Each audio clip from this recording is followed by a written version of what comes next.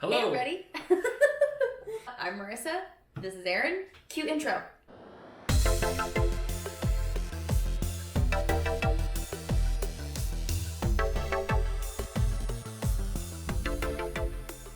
Welcome to another episode of Marissa and Erin Do. Today we're going to be checking out one of our all-time favorite movies and doing a channel first, which is doing a movie review. This movie review is going to be pretty simple. So we really just want to kind of talk about our movies that we like, and we're starting our first movie review and first official episode of our vlog talking about none other than my favorite movie, the greatest movie of all time, Jurassic Park!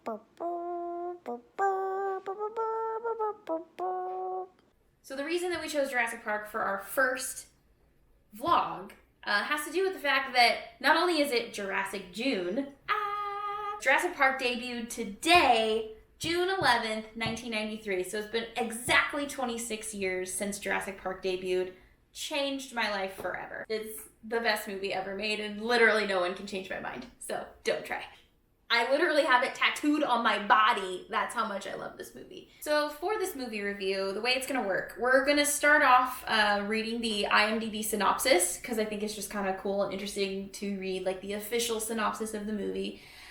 From there, we will kind of discuss a few different things. We're going to talk about our favorite characters, our favorite scenes, and then kind of just talk more about our like memories or our attachments to the film. And then from there, we're going to rate the movie and then compare that rating to the Rotten Tomatoes score. We have purposefully not looked at any of the Rotten Tomatoes scores for any of the movies that we're doing these for. So while some of them are really well-known, pretty highly rated movies. Spielberg. Yeah, like we figure it's going to be a higher score, but we're going to try our best to see how we can fall within that scale. Our scale is also going to be on a 1 to 10 to see how close we can get to the Rotten Tomatoes score. So with that, let's dive in. All right, let's get started by reading the synopsis. So we're on IMDb. Oh, wait, these are all submitted by random people. Oh. Did you guys know that? I didn't know Wiki. that. Just do the Wikipedia. Here. Allegedly, there are dinosaurs in this movie. Jurassic Park is a 1993 American science fiction adventure film directed by Steven Spielberg and produced by Kathleen Kennedy and Gerald Mullen. The first installment of the Jurassic Park franchise is based on the 1990 novel of the same name by Michael Crichton. The film is set on the fictional island of Isla Nublar, located off Central America's Pacific coast near Costa Rica. There, billionaire philanthropist John Hammond and a small team of genetic scientists have created a wildlife park of de-extinct. De-extinct. I like that term. Mm-hmm. De-extinct dinosaurs. When industrial sabotage leads to catastrophic shutdown of the park's power facilities and security precautions, a small group of visitors and Hammond's grandchildren struggle to survive and escape the perilous island. Perilous. Very perilous. Very perilous. And what do you think the original box office was? I knew this. Not adjusted for inflation. No, I nope, know. But I knew it was a this. record breaker. 930 million? 914.6 million. And the 3D release... Smashing that box office. Eating it alive. And right out of a porta potty. And the 3D re-release made $1 billion. So Jurassic Park is my favorite movie of all time. I kind of already said that. But it's a really important movie for a lot of reasons. Do you want to talk about the CG stuff? Yeah, well, just the effects overall, the special effects and the visual effects, not only do they stand up today, they were pretty much laying the track in front of the train in real time, developing the technology the week before it was absolutely needed for deadlines. And it shows just the level of creativity that whole team, the whole production team, was so driven on. And at the head of that was Spielberg. I think the reason they ended up doing all the CG is that Spielberg wanted a practical animatronic that could run, and they couldn't make a full-size T-Rex run after a Jeep at 30 miles an hour. Believe it or not, that's quite hard to do. So instead they decided to invent a computer method, which ended up being easier. Yeah. What ultimately ended up happening is they were going to go a stop motion route, but as they were doing that stop motion animation, that's when the breakthrough hit for the CGI technology that they ultimately ended up using very sparingly and very well, I might add. Aaron said it best, the CG still holds up today, especially that scene where like the T-Rex is breaking out of the paddock and like it's raining. Like, that looks so real. It's also really clever what they did, because they, in that scene in particular, they have one singular light source and they have water all over the practical T-Rex. Yeah. So that they could very easily redo it in CG and make it look real, make it look great.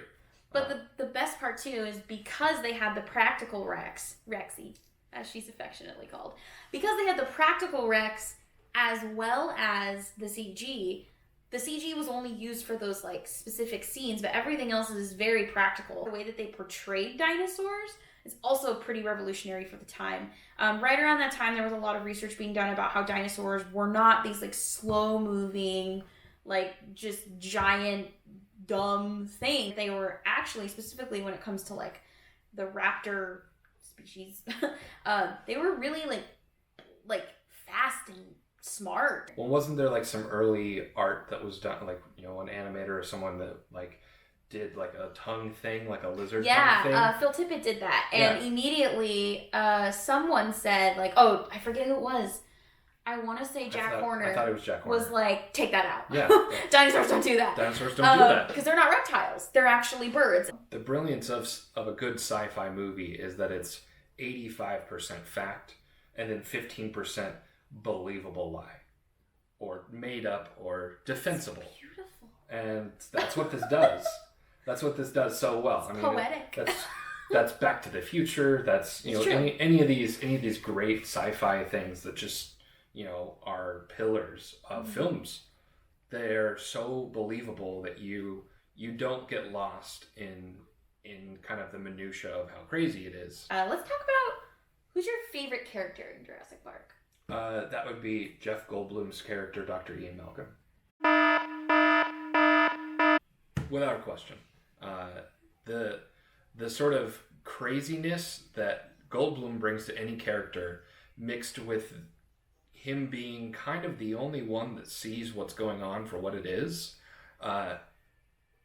really interesting. The scene in particular that I think is just so cool and is like the movie's thesis is where they're like having the lunch on the like Jurassic Park plates. That whole scene where he and the other paleontologists are basically like, no, this is wrong. You can't be doing this. And then John Hammond is shocked because he thought he'd get all these supporters, and all of these supposed supporters sort of predict the last act of the movie right in front of you. They dish it out for you on beautiful Jurassic Park branded china. My favorite character is the Velociraptors. Just kidding. No, my favorite character I think would have to be, I'm just going to say Ellie Sattler. I remember I was, very young when I first saw the movie, and it wasn't like I had this epiphany at that age, but I just kind of always grew up being like, I would pretend I was her. Like, she's badass. She's just literally a queen. There's a scene that I think doesn't get enough play, and it's the one that Aaron referenced, where they're all sitting down eating, having their Chilean sea bass, and they're all talking about the dinosaurs, but Ellie speaks up and has a point, and she says, you've got plants in this building that are toxic. You pick them because they look good. And I think that that's a piece that, especially in the film, doesn't really get a lot of play, that is so important in this movie. Like, she's the voice of, like, it's not just about the things that you're putting in, it's about you're recreating an entire ecosystem, and that ecosystem could have disastrous effects for the animals, for the humans involved. Lex needs some credit, because Homegirl has the biggest character development in the entire movie, in my opinion. She goes from being this, like, really sweet little, like, quiet, sort of big sister role, and then she saves the day. It comes down to Lex being like, I got this ish. And like, and it comes to intellect. It's not Yeah. It's not beating, it's not a brawn situation. It's like, it's intellect that wins the day. She just knows what she's doing. Like a bunch of like tense moments. She's the one that doesn't want to get close to the Vegisaurus. She freezes up with the she's the one who turns on the flashlight and causes the T-Rex to come to the car. Yeah. Tim's like, turn it off! And it's like, dang it, Lex, turn it off! So she's consistently messing up because of her own, like, I don't know, she's getting psyched out. She's scared. And she saves the day. I think Lex, and actually Alan Grant, has a really big character arc in this movie. Like, he starts off, I mean, very blatantly, they specify that he does not like children. And he, like, scares the living hell out of that kid at the dig site. Like they're gonna cut you open. Like, that whole scene, which terrified me as a child, by the way. Like, the velociraptors in the kitchen scared me, but, like, that scene was, like, literally detailing what I was afraid of. Like, they're gonna hunt you down, you're not gonna see them, they're gonna cut you open. It's like, ooh. But yeah, he starts off, like, not liking children at all. And then he ends up being, like, doing dad jokes. Like, being like, gotcha, kids. Like, and I think that character arc is also really interesting. Because, like, okay, for instance, Ian Malcolm, he stays the same. He's like, nah, this is a bad idea. Yep. Guys, I'm telling you, this is a bad idea. It's a bad idea. Hey, this bad idea that's happening, I said it was going to be a bad idea. And hey, that what? was a bad idea. It was bad. He just, he keeps that vibe going. He lovingly hates how right he is. What's your favorite scene in the movie? There's so many good ones. I mean, the one I mentioned is the first one that comes to mind. As far as like a story scene, I think that's definitely the coolest, and there's not many movies that do something quite like that. Like, there's only 15 minutes of footage of dinosaurs in Jurassic Park. Like, only 15 minutes of a very long 2-hour and something minute movie. So it's like, that's a pretty small portion of the movie, which is about dinosaurs. There are so many great scenes that are silly. The silly moments, though, I think they're so brilliant because they're sparsed in kind of just the right manner that it's not a comedy and it's still really funny and entertaining. The moment where Alan Grant pretends to be electrocuted and like that's freaks funny. the kids that's out. That's funny. It's organic. Like that's a moment that really could happen. Like, I could see myself making a similar joke at the expense of children. Like, I think that's funny. I think when Nedry says, like, I don't remember this guy's name. So-and-so's here. So-and-so's here. No one cares. Dachshund. We've got dogs in here. That's how it says. It turns into a meme, like, immediately. It's so great. Okay, so my favorite scene in Jurassic Park, I would have to say it's the scene where they see the Triceratops, because to this day, like, I get a little lump in my throat and I just get a little emotional. Triceratops is my favorite dinosaur. I got it tattooed on my arm. You can see it. There you go. I clearly remember that scene. Like, it is burned in my brain. I can see it. I can hear it. That scene kind of represents it is the first time that you get a uneasy feeling. You see this sick dinosaur, which is like, oh, okay, maybe that happens. But that's where Ellie steps in again, and she's like, is this West Indian lilac? Like, is this... And we know they're toxic, but the animals don't eat them. It's like, are you sure? Because that's a real sick-looking dinosaur there. And I think that it's a really great way to capture both the, like, really beautiful part of this film, which is that, like, childlike wonder of, oh my gosh, it's a dinosaur. And then seconds later, it's like, but something's not right here. And I love that it just plays on the whole theme of the movie in that one scene. Like, I think it does it really well. It shows that the life that was created is fragile. You know, like, that's a good point. The Brachiosaurus is enormous. It's a building. You know, it's essentially invincible. But then you come to another enormous beast, and it's sick and needs help. Do you remember the first time you saw Jurassic Park? Yeah, I watched it on an airplane in my 20s. Are you serious? Yeah. Are you serious? Yeah. This is literally, like, I did not know that. Couldn't hear it very well. Didn't love it.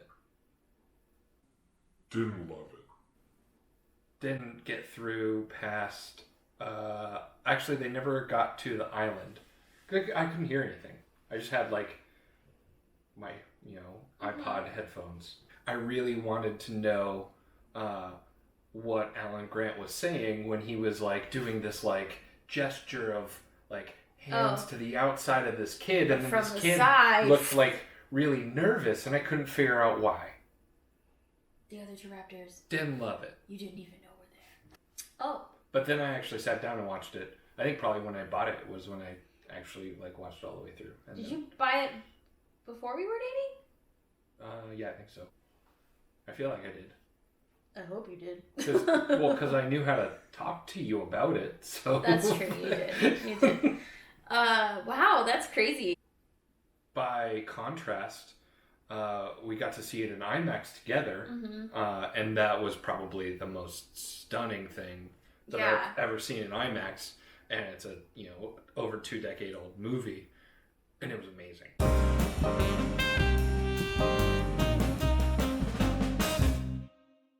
Where were we? Our camera died. Oops. We were discussing the sexism in survival situations. That's a line from the movie. So let's rate this movie.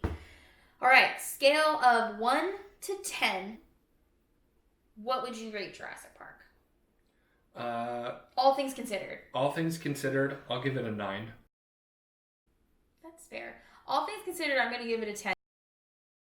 For me, it's a perfect film, but you got dinosaurs and an interesting plot, and I'm in. I have no problem with that because my favorite movie is not the best movie, but it's still my favorite movie, and it doesn't matter. Well, we're going to talk about your favorite movie very soon. So, it belongs in a museum. Let's see what it compares to on Rotten Tomatoes. Ooh. It is rated as a 91% on Rotten Tomatoes. Well deserved. Personally, I think it should be 100%, but that's just me. Actually, if you guys, friends, family, anyone that's watching this, if you have trivia about Jurassic Park you want to share, put it down below. If you have, what are your thoughts on Jurassic Park? Did you like it? How old were you when you first saw it? If you enjoyed this video, click the like button. And if you want to subscribe, you'll see more of our rants about movies. Yeah. Well, thanks for tuning in, everybody. And this has been our second vlog of Marissa and Aaron do We did a movie review, Jurassic Park. We did it. We did it. Bye. Hey everybody, just wanted to add, if you guys want more Jurassic Park content, I'd recommend a couple things. First, I'd recommend checking out on YouTube Clayton Fioriti's channel. It's all about Jurassic Park, and it's about the books, it's about the films, and just some really awesome stuff is on that channel. So shout out to Clayton. But yeah, I'm gonna link that down below. And also, I'll recommend, if you guys like podcasts, the See Jurassic Right podcast was really awesome. A great community too of Jurassic Park fans. But the podcast is going into its second season now, so super exciting to keep listening to that. Feel free to check those out. Thanks again for watching. Bye.